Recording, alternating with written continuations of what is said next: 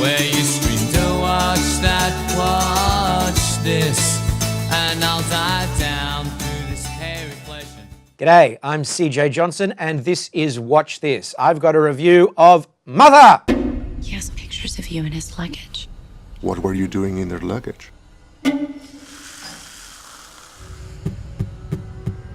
What do they want?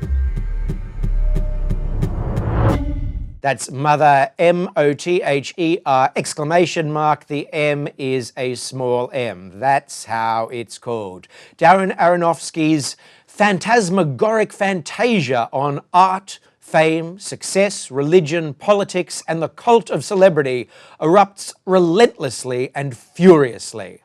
It is the angriest, most dynamic film I've seen this year, and probably the best film hailing from the United States, although it seems to have been shot in Quebec.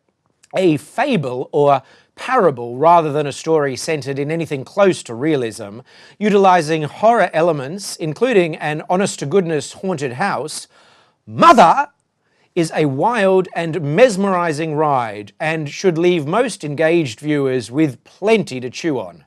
It is full of ideas. Jennifer Lawrence plays Mother with a small m, married to him with a capital H, played by Javier Bardem in a role that is perfectly suited to his bulky, über-masculine and tremendously charismatic middle age. They live in his gorgeous old Victorian house in the middle of the woods. She is restoring it after it was decimated in a fire. He, a celebrated poet, is trying to break a serious case of writer's block. They have no children and seem happy despite a certain frostiness and a rather blatant discrepancy in their power dynamic. Then, one day, completely out of the blue, a man, Ed Harris, knocks on the front door and their lives start turning to shit. Aronofsky and his cinematographer, Matthew Libatique, shooting on a handheld Super 16mm, have made a massive and sustained choice, which is to shoot about 85% of the film, that's my conservative estimate, directly in front of Lawrence's face or directly behind her head, gluing us to her and her point of view. It is effective, to be sure, but it's also frustrating as her head looms so large, mostly in the center of the frame, that it becomes irritating. You want to push it out of the way. I even wondered if the device was giving me a minor headache, combined as it is with a single pretty dark location, the interiors of the old gloomy wooden house, a camera that literally never stops moving, and the grain of the 16mm film. This choice and this effect certainly were to the detriment of my enjoyment. As for everything else, though, it's pretty wonderful.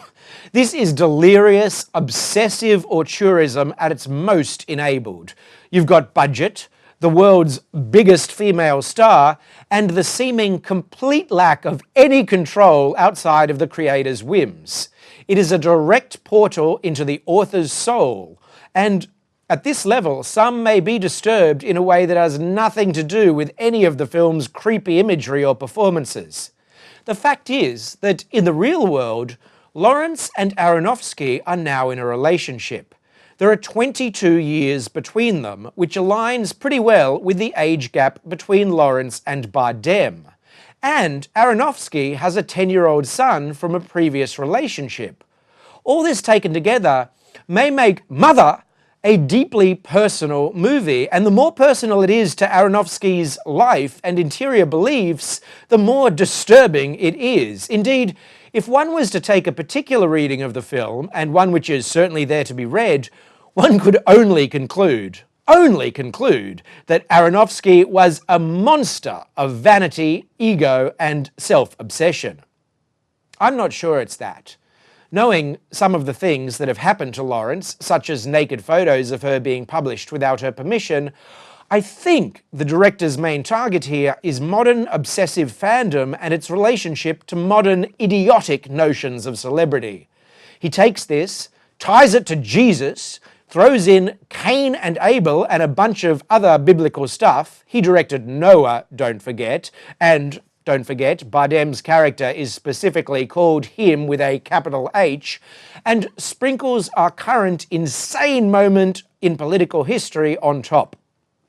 Essentially, the film is a furious attack on the world we've created for ourselves and asks a pretty simple question. Why in hell would anyone want to bring a child into that? It's just never enough. No!